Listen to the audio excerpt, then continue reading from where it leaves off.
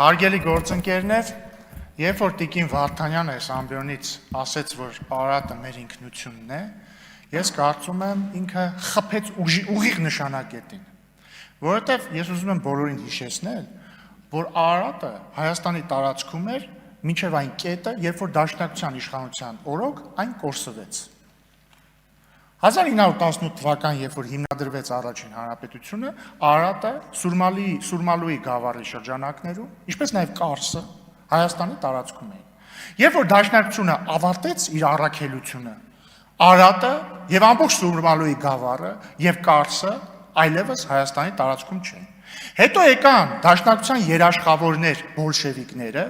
երաշխավորներ եւ այսօրվա կոալիցիոն գործընկերներ Գյումրիում։ Եվ մի հատ էլ պեչատը դրեցին Կարսի եւ Մոսկվայի պայմանագրով։ Եվ սա, սիրելիներս, Դաշնակցության քրոնիկ գործունեությունն է։ Գալ իրականը դարձնել անիրական ինքնություն ու լացել։ Ու նույնը կրկնվեց 2023 թվականին Լեռնային Ղարաբաղում։ Երբ որ իրանք եկան մի տարածք, որտեղ ապրում էին հայերը, եւ որի վերաբերյալ մենք ասում ենք ամենակարևորն է նա, որ այդ մարդիկ կարողանան այնտեղ ապրել, դրա համար պետք է իջացնել նշաձող, դրա համար պետք է իրանք ուղիղ բանակցեն Ադրբեջանի հետ։ Դուք եւ Ղարաբաղից այդ պրոտեժեները մեզ ասում եք դավաճաններ, սրիկաներ, այս ինչ այն ինչա, վերցրեցիք իշխանությունը 19 օր հետո այդ իրական Ղարաբաղը դարձրեցիք ինքնություն։ Դաշնակցության ամբողջ գործունեությունը մի անվերջանալի շղթա է։ Իրական բաները դարձնել ինքնություն, հետո լացել, կենացներ խմել, հայդատ անել, փող հավաքել, ինքնությունը վերածել փողի, մոնետիզացնել փողը, իրական հայրենիքը դարձնել ինքնություն, մոնետիզացնել ինքնությունը։ Իդեպ մոնետիզացնել ինքնությունը ասեցիք, հիշեցի։ Ձեր ինքնությունը Արարատը չի, ձեր ինքնությունը Քոչարյանի $200 միլիոն է, որ ինքը ապօրինի ձերքա բերել ըստ դատախազության մեղադրանքի, ու ինքը պետքա մուծվի բյուջե։ Այդ ձեր ինքնությունը պետքա գաք եւ մուծեք բյուջե, ու հերիքա ներվայնացնեք ընդհանրապես այս ժողովրդին։ Եկեք մուծվեք բյուջե այդ փողը։ Հաջորդը։ Այ հիմա ինձ ներվայնացնեք, խնդրում մի արեք դա։ Հաջորդը։ Կրկին վերադառնալով Ղարաբաղին, դուք իրական տեղը, որտեղ ապրում էին հայեր, վերածեցիք ինքնության, կորսված ինքնության, երբ որ ձեր դրածոն այնտեղ ստորագրեց Ղարաբաղի լուծարման փաստաթուղթը։ Իդեպ, այդ որ ասում եք ինչի եք դիվահարվում երաշխավորներից, որտեղ մի անգամ ձեր երաշխավորը եկավ Արարատը նենց արեց, որ մենք կորցրեցինք, երկրորդ անգամ ձեր երաշխավորը եկավ նենց արեց, որ իր քթի տակ էթնիկ զտման ենթարկեցին մեր եղբայրներին ու քույրերին։ Այդ դուք եւ ձեր երաշխավորները նենց արեցիք ձեր լուծարմամբ եւ երաշխավորի sense մեղմ ժպիտի տակ, որ մեր քույրերն ու եղբայրները էթնիկ զտման ենթարկվեցին։ Այնտեղի էլիտան էլ թռավ, փախավ այնտեղի էլիտան։ Բայց ոչ մեր քույրեր եւ եղբայրները, իրանք ստիպված են եղել լքել եւ բռնի տեղահանվել են Ղարաբաղից։ Հաջորդը, սիրելի բարեկամներ, այդ որ ասում եք, իշխանությունը սպառնում է պատերազմով։ 2020 թվականի սեպտեմբերի 27-ին ես նստած էի անի այնտեղ։ Վարչապետ Փաշինյանը ելույթեր ունենում ստեղից, Էդմոն Մարուկյանը ընդդիմադիր խմբակցության ղեկավար նստած էր այնտեղ, ԲՀԿ-ի խմբակցության ղեկավարը նստած էր, բայց քրեակատարողական հիմնարկում, բայց Նայրա Զորաբյանը, մյուսները, չգիտեմ, Մելքումյանը եւ այլն նստած էին այնտեղ։ Վարչապետ Փաշինյանը ստեղից հայտարարեց, որ պատերազմը կանգնեցնելու ձև կա, դա զիջումների գնալն է։ Ասեց համաձայն եք։ Բոլորը ասեցին ոչ, Էդմոն Մարուկյանը եկավ ասեց պարոն վարչապետ, հրամայեք գնալ առաջ, սա պետքա մեկ ընդմիշտ լուծենք մենք այս հարցը։ Արդյունքում եղավ 44-օրյա պատերազմը, բոլորը գիտեն ինչպես ավարտվեց, ինչ երաշխավորների երաշխավորությամբ այն ավարտվեց։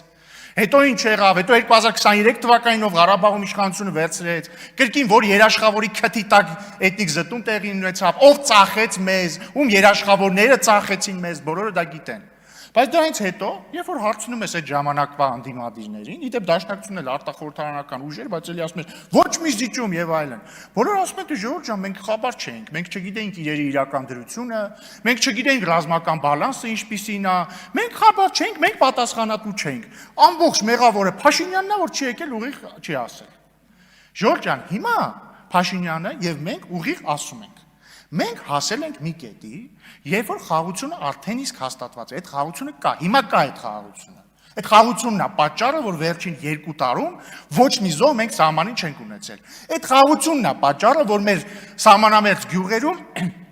կրակոց չի լսվում։ Այդ խաղաղությունն է պատճառը, որ 2025 թվականին առաջին անգամ ավելի շատ Հայաստանի քաղաքացի մտել Հայաստան, քան դուրս եկել։ 8000-ով։ Այդ խաղաղությունն է պատճառը ներգաղթի, այդ խաղաղությունն է պատճառը տնտեսական զարգացման եւ այսպես շարունակ։ Դագաղների բացակայության պատճառը խաղաղությունն է։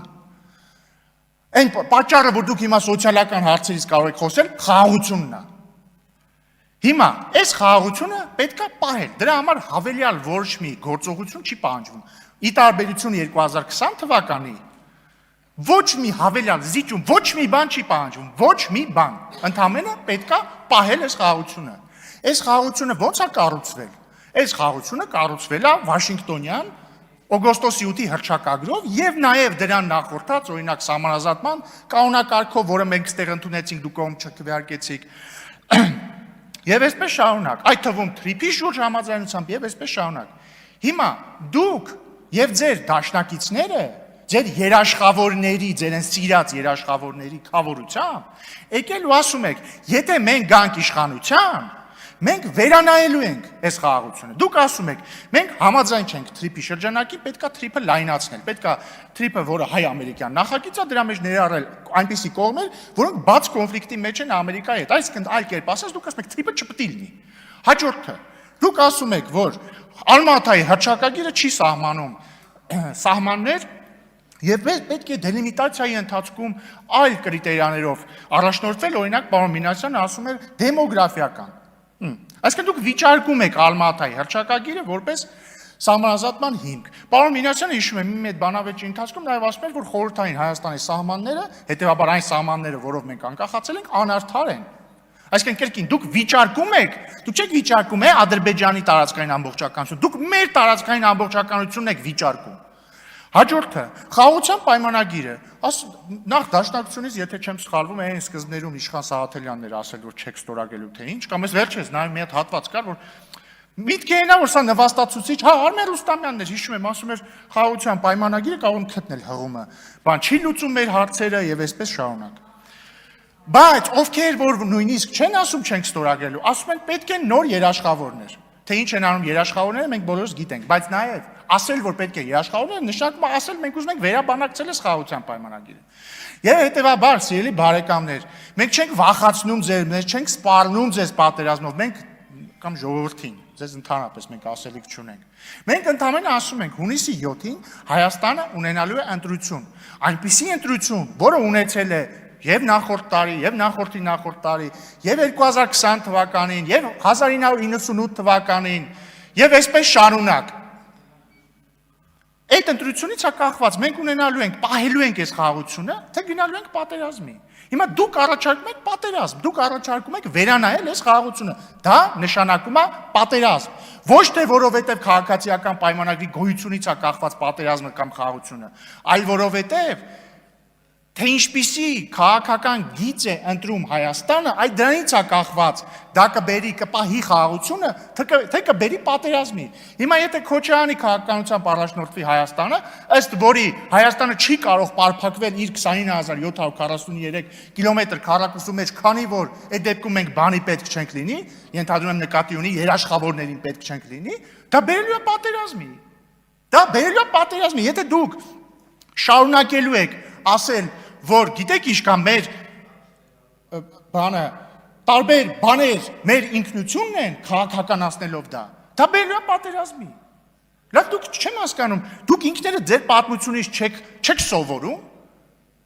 Եկաք այնքան հայրենասիրական կենացներ սարքեցիք, որ Ղարաբաղը համալրեց կորսված պատմական հայրենիքի շարքը։ Կլինի մի հատ լավ մի անգամ կլինի կանգնեք ասեք կարող է մի բան սխալ ենք անում։ Եվ հետևաբար։ Հա, մի բան էլ, որ տիկին Գրիգորյանը ասում է, ինչի դադիվանքը հայկական չի, հա, հայկական եկեղեցի է, բայց ինչի տիկին Գրիգորյանը ամեն օր չի նստում, ասում, ասենք, չգիտեմ, Սանկտ Պետերբուրգի Սուրբ, ինչ է, Սուրբ Եկատերինա, թե Սուրբ, չեմ հիշում, մի խոսքով, այդ եկեղեցին մերն է, ինչի չի ասում, Գլենդելի քաղաքային խորհուրդը մերն է։ Պարզ չի, որ կա մի բան, որը մի բան մշակութային քեզ է պատկանում, այսինքն հա պարզ է, փաստ է, հայկական եկեղեցի, այո։ Բայց կա քաղաքական խոսույթ։